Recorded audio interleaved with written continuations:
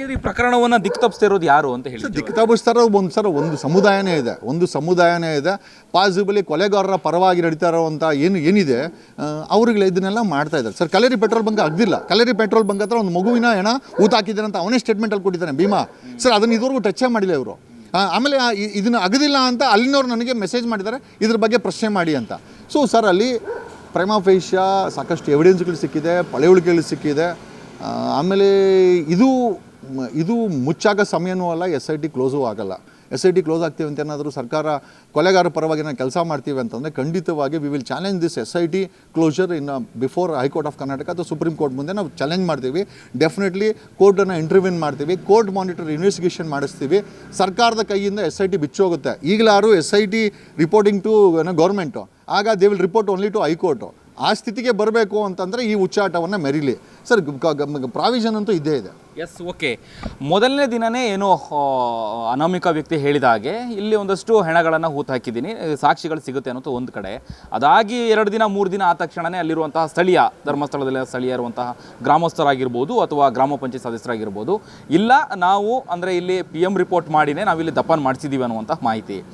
ಎರಡರೂ ಅಂದರೆ ಹೆಣವನ್ನು ಅಲ್ಲಿ ಹೂಡಿದ್ದಾರೆ ಅಂತಾಯಿತು. ಆದರೆ ಈಗ ಅಸ್ಥಿಪಂಜರಗಳೇ ನಿರೀಕ್ಷೆ ಮಟ್ಟದಲ್ಲಿ ಸಿಗ್ತಾ ಇಲ್ಲ ಅಂದಾಗ ಏನಾಯ್ತು ಅನ್ನುವಂತಹ ಪ್ರಶ್ನೆ, ಅಂದರೆ ಹೇಗೆ ಕಾಣೆ ಆಯಿತು ಅನ್ನುವಂಥದ್ದು, ಏನು ಕಾರಣ ಇರ್ಬೋದು ಅನ್ನುವಂಥದ್ದು ಎಕ್ಸಾಕ್ಟ್ಲಿ. ಸೊ ಈಗ ನಾವು ನೋಡಿ 15 ವರ್ಷ 14 ವರ್ಷ ಬಿಟ್ಟು ಬಂದು ಭೀಮಾ ಬಂದ್ಬಿಟ್ಟು ಇಲ್ಲಿ ಊತಿದ್ದೀನಿ ಅಂತ ಹೇಳ್ತಾ ಇದ್ದಾನೆ ಸರ್. ಡ್ಯೂ ಟು 15 ವರ್ಷದ ಸಮಯದಿಂದ ಒಂದು ಆಳಕ್ಕೆ ಹೋಗಿರ್ಬೋದು ಡ್ಯೂ ಟು ಪ್ರೆಷರು, ವರ್ಕಲ್ ಪ್ರೆಷರ್ಸು. ಎರಡನೇದು ಡಿಸ್ಲೊಕೇಟ್ ಆಗಿರ್ಬೋದು, ಆ ಕಡೆ ಈ ಕಡೆ ಹೋಗಿರುವಂಥ ಚಾನ್ಸಸ್ ಜಾಸ್ತಿ ಇದೆ. ಅಲ್ಲಿ ಓಡಾಡೋರು ಅದು ಪ್ರೆಷರಿಂದ, ಮಳೆ 3 ತಿಂಗಳು ಬೀಳ್ತಾ ಅದು ಕೂಡ ಪ್ರೆಷರೇ. ಸೊ ಪಾಸಿಬಿಲಿಟೀಸ್ ನಾವು ಹೇಳ್ತಾ ಇರೋದು. ಆಮೇಲೆ ಅದಕ್ಕೋಸ್ಕರ ನಾವೆಲ್ಲ ಹೇಳಿದ್ವಿ ಒಂದು ಒಳ್ಳೆ ಐ ಥಿಂಕ್ ಗ್ರೌಂಡ್ ಪೆನೆಟ್ರೇಟಿಂಗ್ ಸ್ಕ್ಯಾನರ್ಗಳನ್ನು ಬಳಸಿ ಎಕ್ಸಾಕ್ಟಾಗಿ ಅದು 3 ಡೈಮೆನ್ಷನ್ ಕೊಡ್ತದೆ ಅಂತ, ಅದನ್ನು ಕೂಡ ಬಳಸ್ತಾ ಇಲ್ಲ. ನೆನ್ನೆ ಯಾವುದೋ ಸುಮ್ಮನೆ ಕಾಟಾಚಾರಕ್ಕೆ ಗೊತ್ತಿಲ್ಲ ಯಾರ್ದು ಕಿತ್ಕೊಂಬಂದು ಅಲ್ಲಿ ಆರಿಸ್ಬಿಟ್ಟು ನಮ್ಮನ್ನೆಲ್ಲ ದಿಕ್ಕು ತಪ್ಪಿಸೋಕ್ಕೆ SIT ಅವ್ರು ಮಾಡ್ತಿದ್ದಾರೆ ಗೊತ್ತಿಲ್ಲ, ಅದು ಕೂಡ ನಮಗೆ ಡೌಟ್ ಇದೆ ಸರ್. ಇದೆಲ್ಲ ಪ್ರೊಫೆಷ್ನಲಾಗಿ ಮಾಡಬೇಕಾದಂಥ ಕೆಲಸ. ವ್ಯಾಟಿಕನ್ ಸಿಟಿನಲ್ಲಿ ಒಬ್ಬ I think if I am not wrong I think ಪೋಪರು ಒಬ್ಬ ಫಾದರು 300ಕ್ಕೂ ಹೆಚ್ಚು ಮಕ್ಕಳನ್ನು ಅಲ್ಲಿ ಸೆಕ್ಸ್ ಮಾಡಿ ಊತಾಕ್ಬಿಟ್ಟಿರ್ತಾನೆ. ಆ ಜಾಗದಲ್ಲಿ ಈ ಗ್ರೌಂಡ್ ಪೆನೆಟ್ರೇಟಿಂಗ್ ಸ್ಕ್ಯಾನರ್ಗಳನ್ನ ಬಳಸ್ತಾರೆ, ಅದು ಗ್ರೌಂಡಲ್ಲಿ ಹೋಗೋವಂಥದ್ದು. ಬಟ್ ಇಲ್ಲಿ ಕಾಡಿರೋದ್ರಿಂದ ಅದನ್ನು ಬಳಸೋಕೆ ಅದು ಗ್ರೌಂಡ್ ಪೆನೆಟ್ರೇಟಿಂಗ್ ರಡಾರ್ನ ಬಳಸೋಕ್ಕಲ್ಲ, ಡ್ರೋನ್ ಅಥವಾ ಸ್ಯಾಟಲೈಟ್ ಬಳಸ್ಬೋದು ಸರ್. ಸ್ಯಾಟಲೈಟಲ್ಲಿ 3500 ಎಕರೆನಲ್ಲೂ ಕೂಡ ಹೆಣಗಳಿದೆ. 3500 ಎಕರೆಲ್ಲೂ ಕೂಡ ಇವ್ರು ಊತವ್ರೆ ಅವರು.